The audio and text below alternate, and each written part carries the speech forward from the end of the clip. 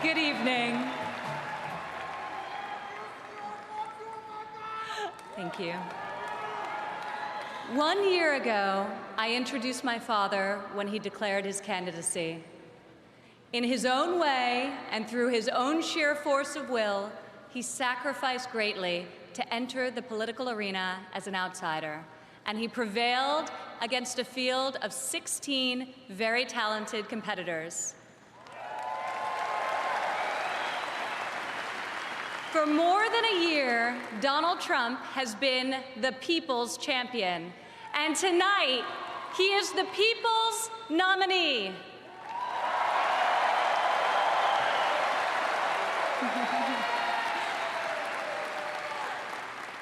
Like many of my fellow millennials, I do not consider myself categorically Republican or Democrat. More than party affiliation, I vote based on what I believe is right for my family and for my country. Sometimes it's a tough choice. That is not the case this time. As the proud daughter of your nominee, I am here to tell you that this is the moment and Donald Trump is the person to make America great again.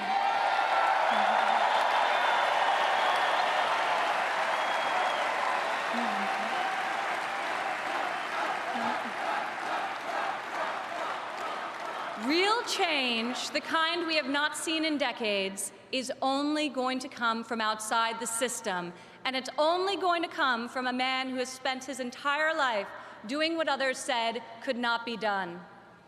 My father is a fighter.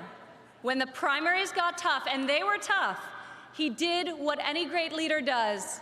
He dug deeper, worked harder, got better, and became stronger.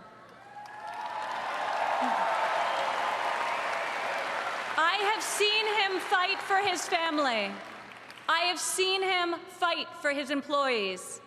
I have seen him fight for his company. And now I am seeing him fight for our country. It's been the story of his life, and more recently, the spirit of his campaign. It's also a prelude to reaching the goal that unites us all, when this party, and better still, this country, knows what it is like to win again.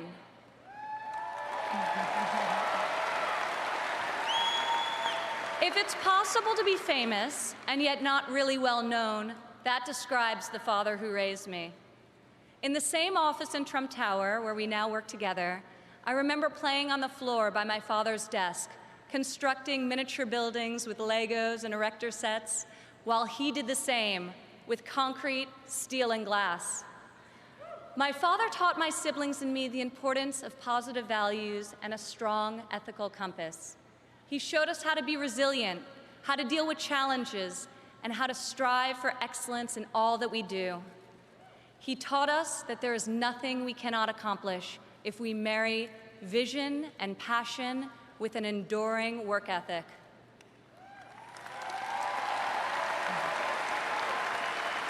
One of my father's greatest talents is his ability to see potential in people before they see it in themselves. It was like that for us too growing up. He taught us that potential vanishes into nothing without effort, and that like him, we each had a responsibility to work not just for ourselves, but for the betterment of the world around us. Over the years, on too many occasions to count, I saw my father tear stories out of the newspaper about people whom he had never met who were facing some injustice or hardship. He'd write a note to his assistant in a signature black felt-tip pen and request that the person be found and invited to Trump Tower to meet with him. He would talk to them and then draw upon his extensive network to find them a job or get them a break. And they would leave his office, as people so often do after having been with Donald Trump, feeling that life could be great again.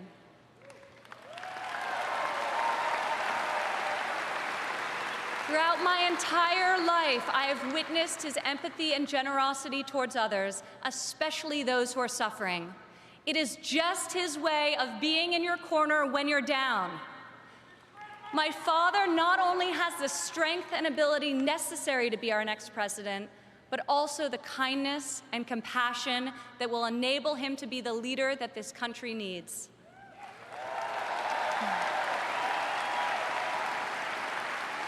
My father has a sense of fairness that touches every conviction he's held.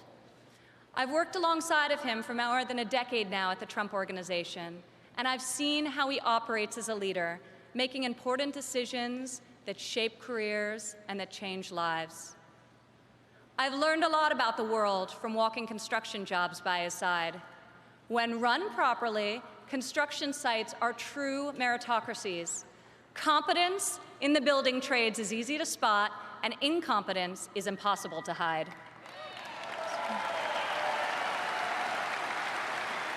These sites are also incredible melting pots, gathering people from all walks of life and uniting them to work towards a single mission. There have always been men of all background and ethnicities on my father's job sites, and long before it was commonplace, you also saw women. My father values talent. He recognizes real knowledge and skill when he finds it. He is colorblind and gender neutral. He hires the best person for the job, period. Words and promises, no matter how visionary they sound, will only get you so far. In our business, you're not a builder unless you've got a building to show for it. Or in my father's case, city skylines.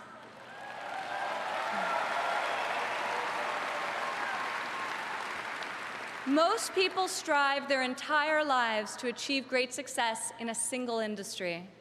My father has succeeded in many, on the highest level and on a global scale. One of the reasons he has thrived as an entrepreneur is because he listens to everyone. Billionaire executives don't usually ask the people doing the work for their opinion of the work. My father is an exception. On every one of his projects, you'll see him talking to the super, the painter, the engineers, the electricians. He'll ask them for their feedback, if they think something should be done differently or could be done better. When Donald Trump is in charge, all that counts is ability, effort, and excellence.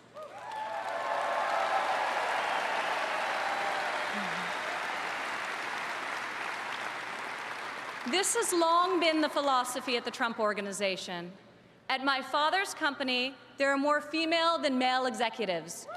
Women are paid equally for the work that we do, and when a woman becomes a mother, she is supported, not shut out.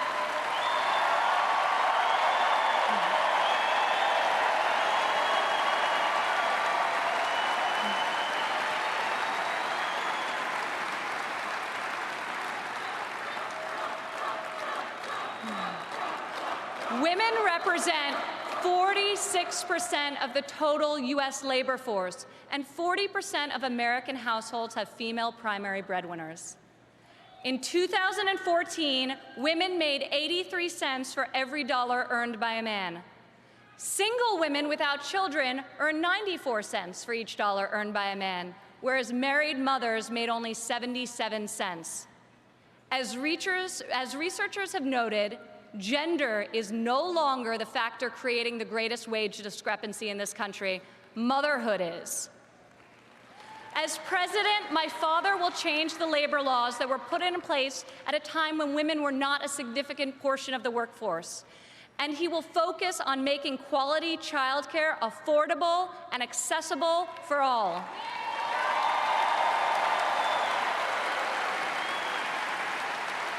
As a mother myself of 3 young children, I know how hard it is to work while raising a family.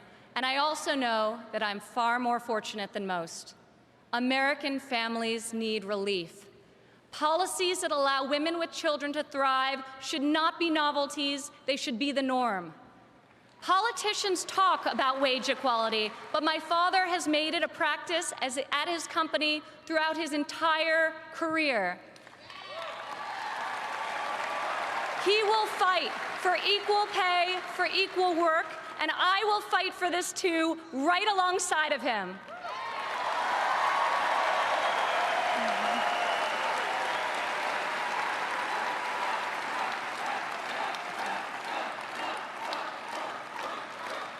Americans today need an economy that permits people to rise again.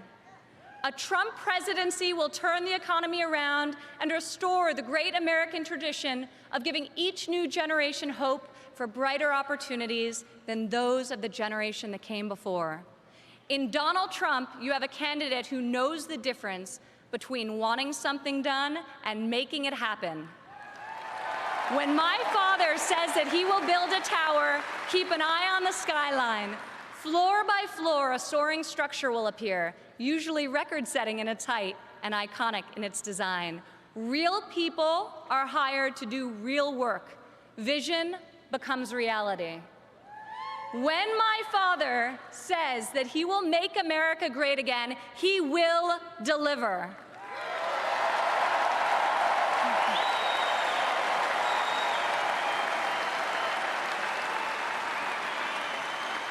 We have a chance this year to reclaim our heritage as a country that dreams big and makes the impossible happen.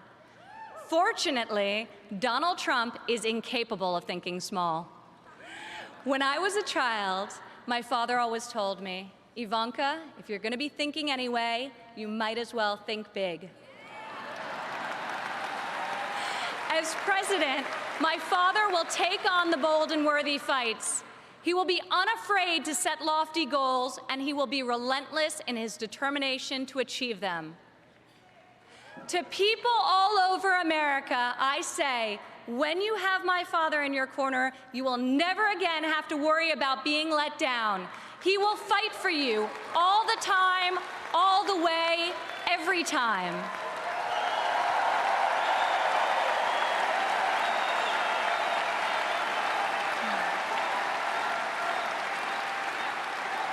Maybe it's the developer in him, but Donald Trump cannot stand to see empty main streets and boarded-up factories. He can't bear the injustice of college graduates who are crippled by student debt and mothers who can't afford the cost of the child care required to return to work to better the lives of their families. Other politicians see these hardships, see the unfairness of it all, and they say, I feel for you. Only my father will say, I'll fight for you.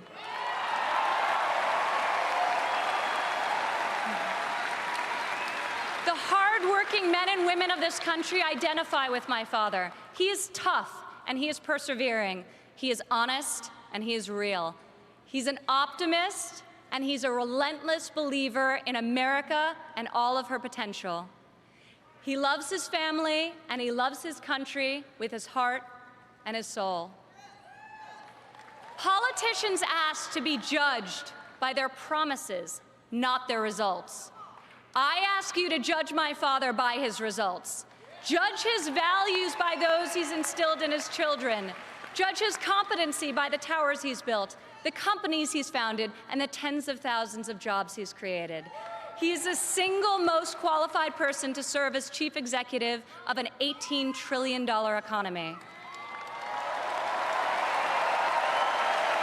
My father will call upon the best and brightest people from all spheres of industry and both sides of the aisle, a new set of thinkers to face our country's existing and future problems with fresh perspective and brave new solutions. Come January 17, all things will be possible again. We can hope and dream and think big again. No one has more faith in the American people than my father. He will be your greatest, your truest, and your most loyal champion.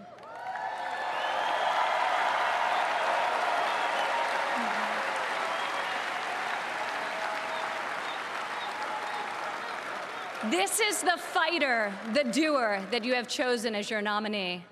In ways no one expected, this moment in the life of our country has defined a mission and given it to an extraordinary man. He is ready to see it all the way through, to speak to every man and every woman of every background in every part of this great country, to earn your trust and to earn your vote. He earned that and much more from me a long time ago. I have loved and respected him my entire life, and I could not be more proud tonight to present to you and to all of America my father And our next president